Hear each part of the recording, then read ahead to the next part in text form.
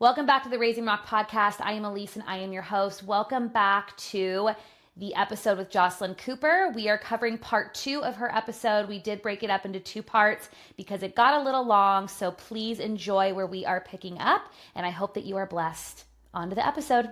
My boys right now, an example of this, are really big. Specifically, my oldest is very handy and he's growing in the trades world. And we have a ton of incredible men at our church in the trade world that he has had the blessing of sitting under and gleaning from.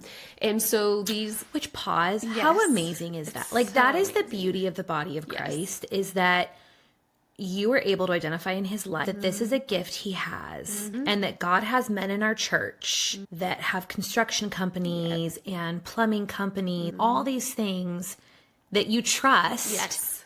So it's not just now, my dad is a good man, my dad is a pastor, dad is investing in me. It's all these other men that are doing ministry alongside my dad are now also pouring. Yep. Like, that is just so beautiful. I love that. I don't know how many times my husband and I have had conversations that I don't know how people do without the community of the church body, because there's just this beautiful ebb and flow of working together. My husband is not handy at all, and I'm not either. So for my son to learn these skills, we had to outsource from other people. Yep. And it's been so cool to see from these experts that I've been very frank with at a young age for my son, to ask them, do you honestly think that this is something that he can pursue? He might like this, but he might not be good at it. So be honest with me. Is he good at this? Is this something we should continue to invest in his future or not? And they have been floored by his ability to catch on to electrical, plumbing, carpentry, all these skill sets immediately. It just, his brain works that way. So I can say with confidence that this is going to be something we can continue to pursue in his future, not because my husband knows and me, who are not skilled in that area, have just put that on him, but we've seen it from experts within our church that they've confirmed it. So it's so cool. I love the honesty in that we can ask our friends that we know are godly men and women, and they can give us an honest evaluation of, hey, how is my son and daughter growing in this area? Do you think that this is something in their future? And what a cool way that the church body can work together as a body that functions. It's just beautiful. I love it. I'm so thankful for it. And that was a free plug for homeschool. Because if he was in a normal school environment, he would not have the capacity to be taking class, pursuing these passions. Totally. But you've been able to incorporate that into his education. Yes, from an early age. Yes. Which is, again, free ad for the beauty of homeschool is you can do what your kid needs and what they're good at and not just make them conform to standards. And not that there's not room and need for some standards and all of that, but I talked on a different episode. I'm probably not going to force Luke to take chemistry because I don't think he's going to be a scientist. I don't know. Maybe he will. Yes. And if he does, great. We'll do chemistry. But I think he's going to be an entrepreneur. Yeah. And I think he's going to own his own business, if not take over the family business. So there's no chemistry involved in that. So why am I going to force that? Yep. And honestly, my son, even at a younger age, my oldest, he loves math. So that's something that came naturally to him. So that definitely is a perfect segue for the trades world. But he hates English and it doesn't come naturally to him. And at a young age, he would always tell me, Mom, I don't need to do it. I'm not going to pursue this. And so I'm going to be a carpenter. I'm going to be a general contractor. I don't need to know how to read and write and spell properly. And that's where it's like, well, no, you do, because you still have to do write-ups. You still have to email. You still have to make sure that you're communicating to your clients properly, and you want to look professional, sound professional. So obviously there's a need to make sure that our children are well-rounded in articulate, in the education that is the basic education that's provided for them, but we have the freedom in homeschooling to be able to pursue with more emphasis in the areas that they're really passionate and even gifted in. And that's been something that we've been blessed to be able to foster at a young age. And again, having young men in the church that I can easily bring my son over to drop off at their studio or their house or their warehouse and trust knowing that there's not going to be curse words spread or talking about alcohol and getting drunk on the weekend. I mean, the world can be so foul in all these different avenues of careers and jobs. And knowing that my son right now, my oldest son, is being mentored and grown in a honorable way of how to practice these trades, this skill set in a way that glorifies the Lord. Yep. But yes, so I forget what the first No, we were was. talking about how he's being torn right now. We're talking about kind of this idea of commitment. Exactly. He's very into trade. So you were kind of going into a story about that. So we've made commitments, or he's made commitments of helping certain men at our church over the school year or whatever. They'll have specific projects that they're like, this is a job that I can bring a young teenager on. Some jobs can't, and some they can. So they'll so kind to let us know, hey, this is a job I can bring him on, and we'll specifically be learning how to install this or how to do this. And so my son, of course, is like, yes, I want to do it. And then as that time comes, so this might be planned out a month in advance or so, there could be opportunities that his friends are going to the beach that day, or they're going to K1 Speed or doing fun things. And he is torn, rightfully so, of, oh man, I made this commitment to help this guy. He's 13. It's like, it's natural that you're going to want to go to the beach with your friends over going and installing cabinetry. Exactly. Yes. At some, like, I get that. Yes, totally. And as I would wrestle with too, 100%. of feeling, oh, bummer. But at least for me now, with growing over time, I know I made this commitment, it is good, and I'm going to stick to it because there will be benefit for this. Kids don't have that vision necessarily in the moment, especially if they're still fed by this need to be gratified immediately. So it would be easy for someone to just be like, actually, I can't work that week. My schedule Something came up. Yeah. And then leave. And then they miss again the fruit of being able to grow and having pursued this commitment in the long term. And so teaching our kids, we've had to do this several times with each of our kids in different ways of, hey, we made this commitment and you have to stick to it. And there will be blessing in it, even if you can't see it in the moment. But it's good that we learn that once we make a commitment, we stick to it. Unless there's something that we can't, obviously, like you're sick. Yeah, of course. But when it comes to a conflict of, I would prefer this because it's more fun and I want to hang out with my friends, that's not an excuse, a valid excuse. So therefore, stick to the commitment. So at a young age, finding those moments to do that. And we even do that with the commitments we make in our activities of Awana, for instance, or our schooling of, hey, no, this is where we set up our school time. We're going to commit to that. I know that these people like to go to the beach in the morning, but this is when we like to get our school done. So we're going to focus on getting our school done so that we can have the afternoon we can go to the beach then, or we have Awana at this time. We're going to stick to this commitment in Awana, and therefore we're going to make sure that we are willing to put other things aside, if that makes sense. Yeah. So just seeing and casting vision for our kids to grab on to that, the fruit of committing. Yeah. And this is so good for even me to hear, because I find myself sometimes struggling with this. Totally. It's not a pervasive habit in my life, but I find myself, I had a commitment that I made on Friday night to do something with some friends, and as you know, we had a hard week with the kids, and I was just Scott was out of town. I was just emotionally spent. And I let that be an excuse to not go. Instead of, I made this commitment. I told them I would be there. I need to honor that. So it's like, I'm convicted even in how I live my own life if I don't want my kids to end up Yes. Yeah. falling down these traps of and ensnarements of instant gratification and all of that, I have to first model doing hard things, even if I don't feel it. And I normally do. I live a fairly disciplined life, but nonetheless, it's convicting because I can find, and I justify it, right? Yes. Like, oh, I've had a hard week with the kids. No better place for me to be with the kids. Like, I should be home with my kids right now. So I justified. It's like, well, no, I should have thought about that ahead of time. I should have said no to the commitment because I would need to be with my family, not then use that as a manipulation to justify it. Totally. Yeah. And we, as the parents, are sometimes the biggest culprit for that. Yeah. And I see that a lot with sports, of knowing parents sign their kids up intentionally for 2 sports in the same season,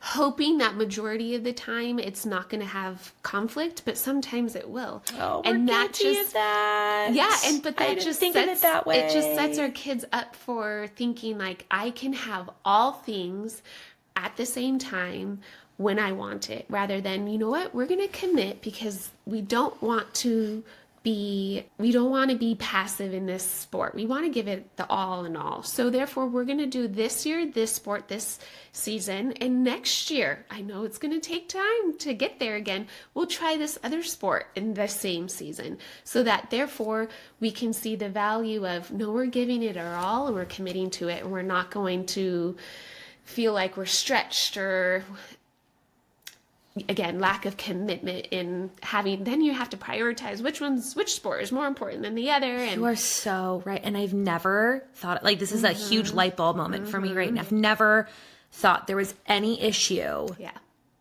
with it. Yep. But it's this like subliminal message that you can pick and choose and prioritize the team that you're better at, or the team that's winning, or I'm going to go with that team because this team's losing. So interesting. That's like such an aha moment for me right now. When we did that, I'm embarrassed to admit this, but I've committed to being vulnerable and people learning. Again, we created Rock, not because I figured everything out. I'm humbly asking people to walk in the journey with me. Yeah. Spring season, we did baseball because we love baseball as a family. It's our favorite. But Scott has been coaching basketball, and I would say, if anything, Luke is probably the best at basketball. It seems to kind of be his sport.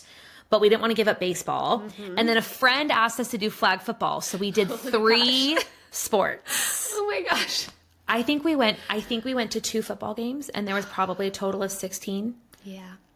Yep. And I'm mortified now that we're talking about the ramifications of what that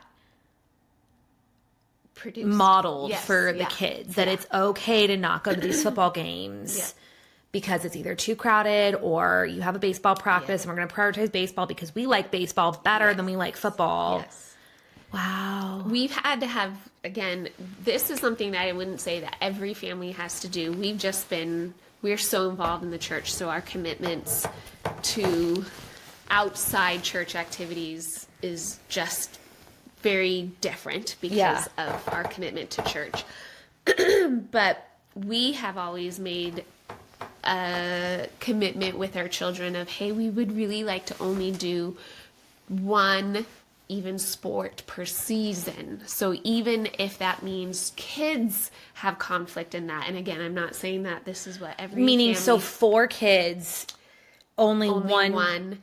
Okay. So that's where we would say, hey, and it's kind of ends up being a beautiful thing, because our kids then eventually like, well, I may not want to necessarily play this sport, but because this is the sport we're going to do for this season, I might try it and I'll jump into it, and they might end up loving it, and they sometimes end up loving it in the end, or maybe they're like, yeah, I still don't love it, and that's okay.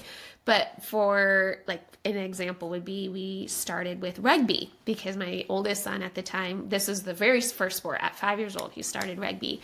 And then as he grew up and our youngers started to become 5, because the start was 5, we just threw them in and said, this is the sport we're doing. So if you want to do it, then you need to do it also with us. Only this sport. We're not going to do basketball or football or baseball in the throes of this season for spring.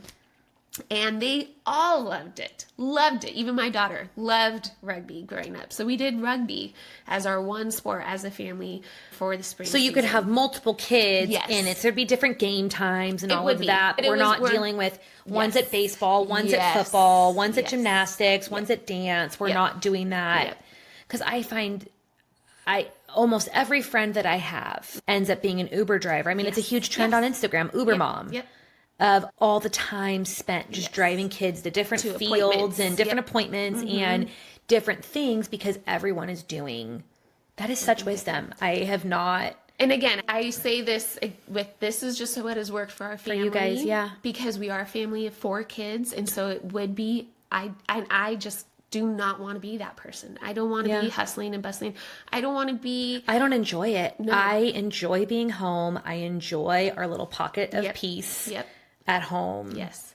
And when you're so stretched thin and trying to serve and trying to do all these things, It doesn't produce in us. Yeah. At least for myself, I can speak. It doesn't produce a happy mom that's Yeah. willing to be patient and gentle and kind to my kids by the end of the day if I've been hustling and bustling them around the town.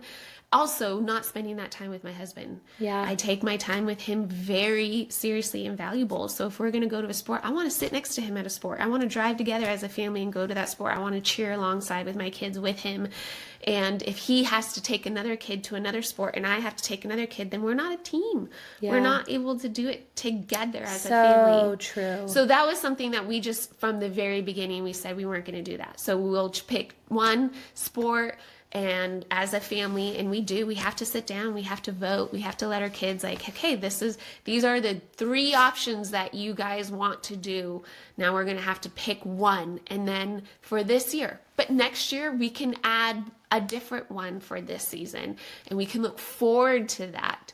But for right now, 3 boys, 1 girl. Yes. Has Gracelyn ever won the vote where she's gotten to pick the sport and the 3 boys have had to just tag along? never, I would say, where her decision dominated, but her decision has definitely been the tipping point. Okay. So right now, actually, we just finished flag football, and she was the tipping point for that. She was actually the one that came to us and said, I really want to play flag football. But it just so happened that we had several other families of my boys' age that were like, we're going to play this flag football team. Would you guys want to join for my son? And we're like, well, Gracelyn's been asking about this, so we might as well do this as a whole family. So we did flag football, and we just finished that season, and she was definitely a huge part of making that decision. So, and then again, it could be not all the kids choosing to do it. Like we've gone seasons in the fall where only 2 of the kids decided they want to play basketball and the other 2 were like, you don't want to do that sport. And we're like, that's fine, but then we're not going to add another sport. So you're just going to be Not tagging doing a sport along this season. and being that cheerleader for our brothers and sister. And therefore another season, we can try something else. I will say that we don't make this kind of commitment when it comes down to music. So our kids are always doing music. Really? I didn't know that. Oh, wow. But I include that as part of our schooling. Okay. So that it's not like a seasonal thing. It's just all the So they're time. taking lessons or? Yes, they have been taking lessons. My older 2 have now transitioned out of even lessons. We probably should pick up a few lessons here and there. But again, since they've been doing it for so long, they're at that point where they can just practice on their own and challenge themselves. And there are, again, amazing people in our church who can give them some pointers. So we intentionally say, hey, okay, we're going to be at this church at this time. There's no one going to be around. So use the piano or use the drum set. And, I'm going to be there. Get some tips. Hear from them if there's something you can be working on right now. So right now we're not having to pay for a tutor in that aspect for them anymore, but for our others, yeah. I didn't know that. Very cool. That is not something that we've loosely explored. Yeah. Like we've dabbled a little bit in music and I think they were just I felt that they were too young. I know that so many families start kids really early young, on an instrument if they're passionate about it.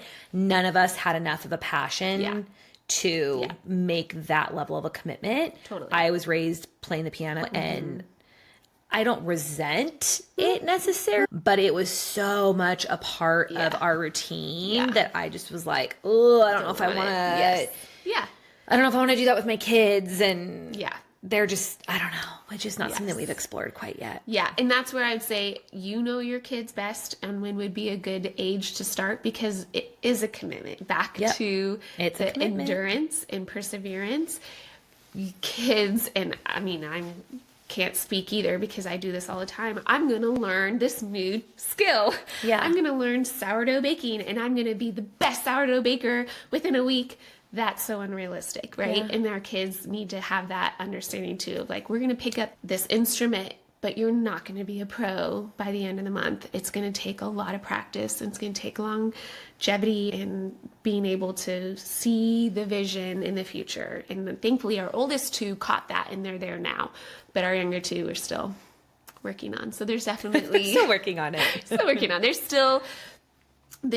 still growth in that area, and that's where being able to be like, hey, this is a commitment. I know it might not be fun all the time to practice, but it's going to be worth it in the end, I promise. So yeah.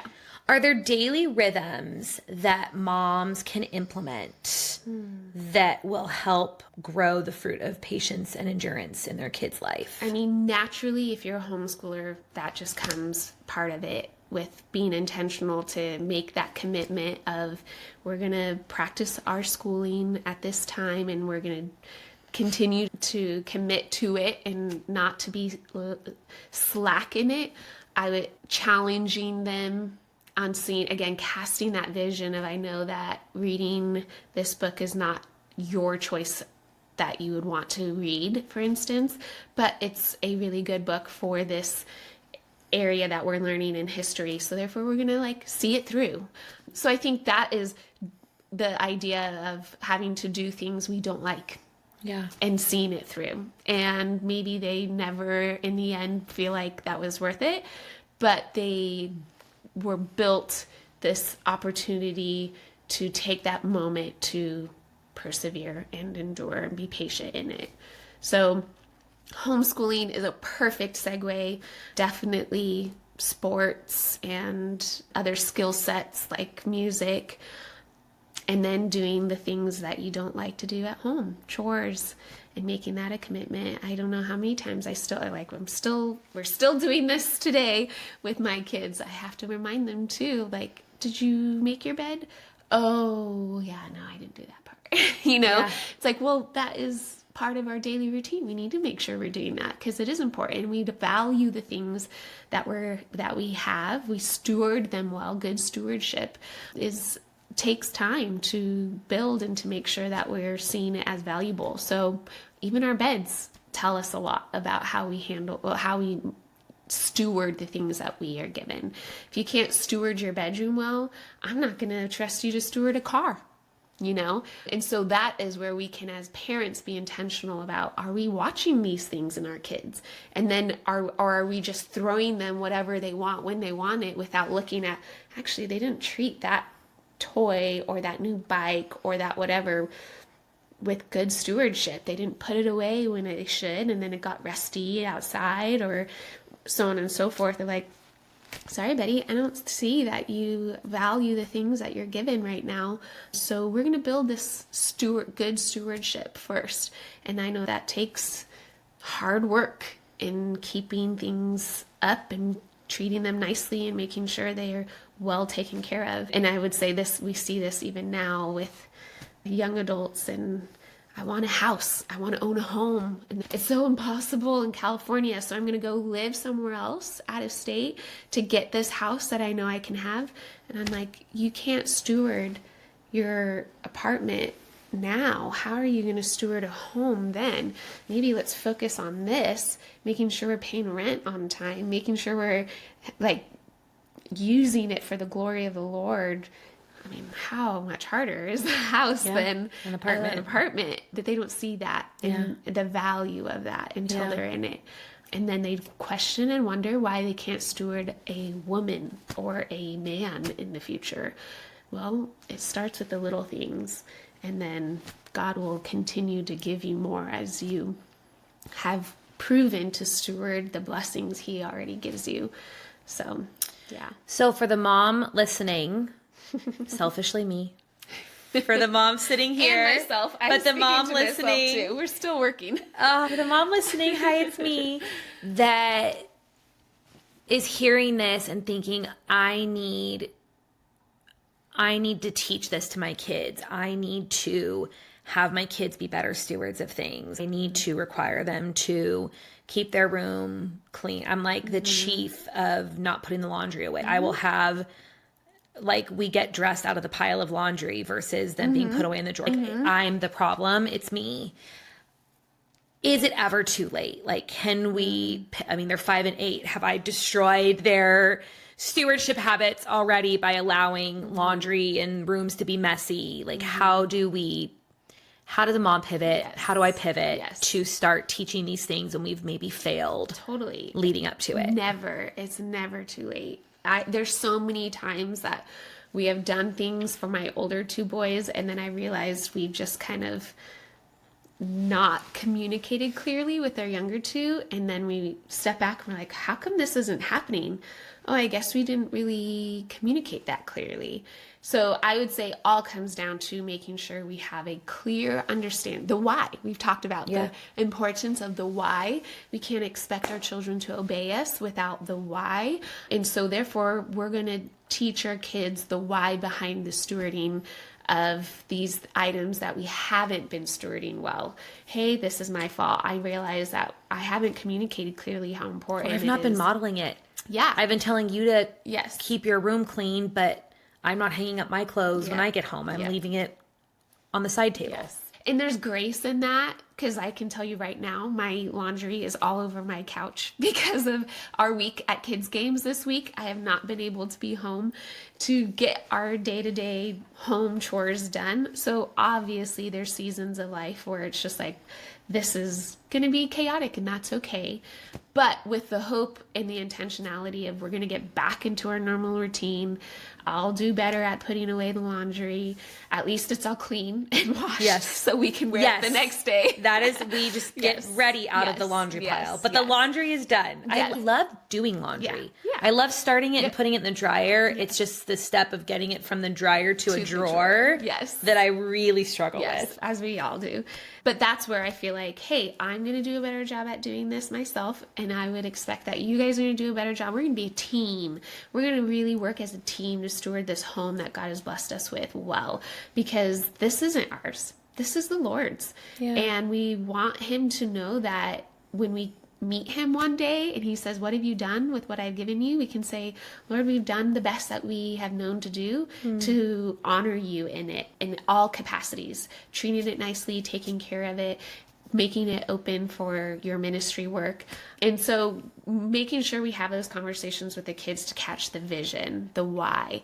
And as that happens, then of course they're going to be eager to, I want to do this for the Lord too, right? I want to make sure that my room stays clean and tidy, and the importance of knowing that, hey, this isn't mine, this is the Lord's. And that naturally progresses into, okay, I'm going to do well with my schoolwork because I want to worship the Lord in that. I'm going to do well in my sports and treating my peers well in that and encouraging them in that. Not just, you blew it again, buddy. That was our win and you lost it. Like, hey, that was a really nice try. You really tried to swing hard, and you know what? You didn't make it. That's okay.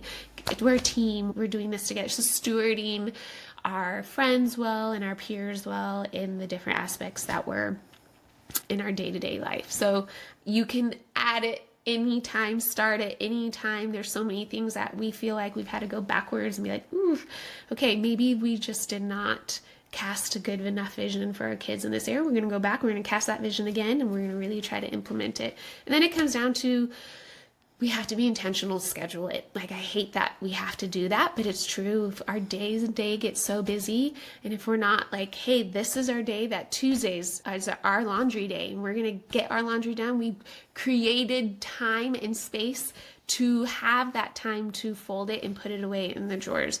Because if we don't schedule it, then it won't happen, right? Our schedule gets ahead of us, and then we realize, oh my gosh, it's the end of the night already, and I still haven't done that. And then we beat ourselves up like, I failed again, and it's not happening. But set ourselves up for success. We're going to make sure that this is the day we're going to schedule. We're going to commit to it.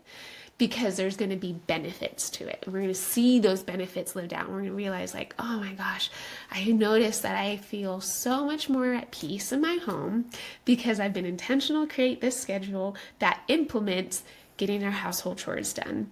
Yeah. And not just expecting it to happen in the day-to-day naturally, because it won't. It just won't. Yeah. And everyone will feel like, oh, it is really nice when we do get to have that time to get our yard work done and to get the household things done, to clean the bathroom and all that stuff. Otherwise, it's like, months go by. Yeah.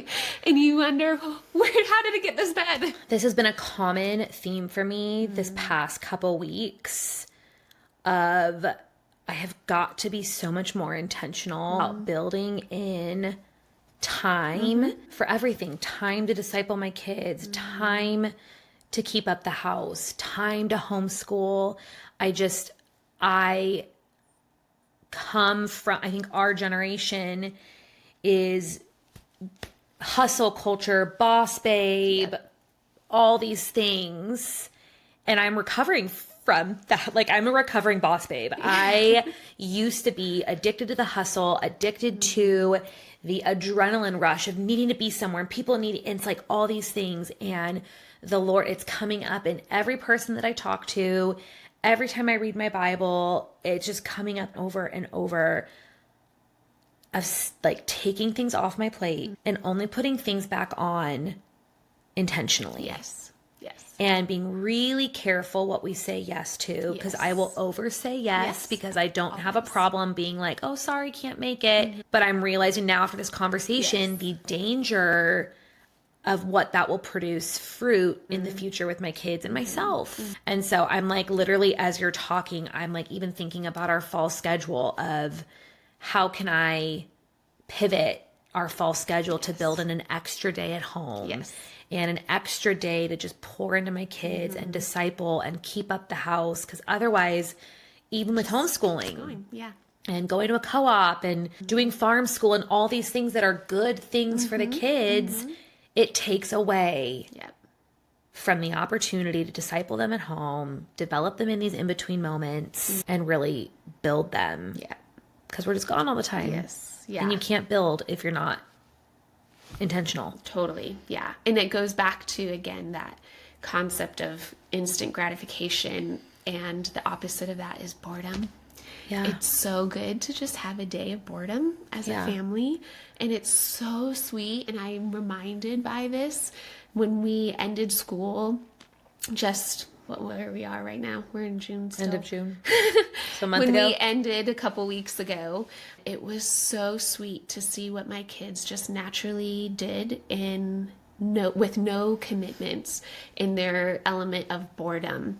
I was telling you earlier to see them just sitting together on the floor in the living room with their little boom box with their CD player and listening to Jonathan Park while they're coloring. It was so precious. I have teenagers now. That hasn't happened in so long, but these sweet moments of them bonding as siblings again and doing something, again, childish, getting lost in that imagination and coloring, that wouldn't happen without the freedom to set up some space of boredom. And kids need to feel boredom because that's where their wonder and imagination and creativity comes out. And if we're hustling and bustling day after day, we lose that opportunity for them to experience that. And so even we see that when we're in the car, like, oh, you're getting agitated. Here's an iPad. And guess what? You can look out the window and go see the beautiful things that the Lord has produced, these trees and the rolling hills. I mean, we don't have as many of that here in California and San Diego, but it's just really cool. We got to the be beach. Able, Take got the coast. Beach, exactly. We'll take the coast. Yes. You can look at the beach look while we at drive. The beach, look at the clouds in the sky. It's so good. Or even learning opportunities. This is a little totally side tangent, but you might see things you don't want to see. We live on Oceanside Boulevard. There's a lot of things that we don't like to see that happens on Oceanside Boulevard, and it's a great learning opportunity for us to have conversation with our kids of like, hey guys, what do you notice that man is doing right there? Well, he's screaming at a light post. You're right, he is. And you know what? He's confused because he's taking a substance that distorts his mind.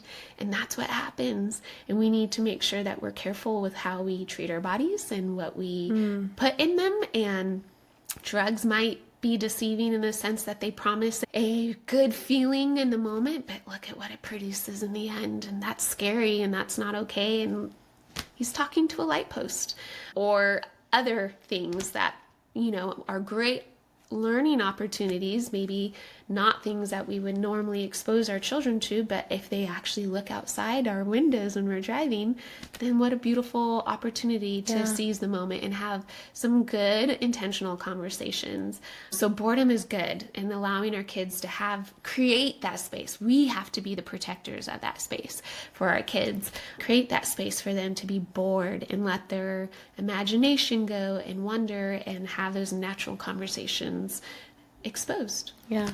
So good. Well, any parting words with our audience to encourage? I know I am walking away from this episode with really taking inventory of our life and our commitments and what we're doing.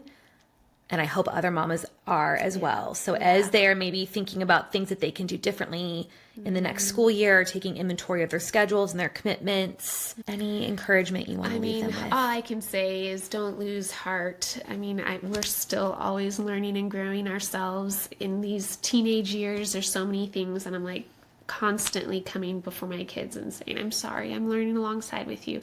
I might have not made a wise decision in this aspect, but I'm going to be more intentional, think about that better in the future and be wiser in that area. And so give yourself grace and don't lose heart. We're going to always make mistakes and learn from them. But if we are intentional to learn from them, that's the most important thing. And then having a community like this that we can go back and forth with. This is such a beautiful way to be able to sharpen one another as moms, right? To be able to encourage each other of like, okay, we can get through this. We can do it well for the glory of the Lord. That's the hope and goal. And every season will look a little different, and that's okay. But we're just going to keep being obedient till the end, hopefully. Yep. Well, thank you. Yes, thank you. Thank you for being here and just all you've done in my life and my children's life. We have a debt of gratitude to you and JC and your family for all you do. So thank you. Well, this has been a privilege. So thank you for the opportunity.